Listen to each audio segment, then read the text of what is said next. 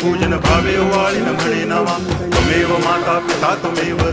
बंधुश्च सखा त्वमेव विद्या तरुणं त्वमेव सर्वं मम देव कायेन वाचा मनसेन्द्रियैर्वा बुद्ध्यात्मना वा प्रकृति स्वभावात् करोमि यद्यत् सकलं परस्मै नारायणायति समर्पयामि अच्युतं केशवं रामनारायणं कृष्णदामोदरं वासुदेवं हरि गिरिधरं माधवं गोपिकावल्लभं जानकीनायकं रामचन्द्रं भजे हरे राम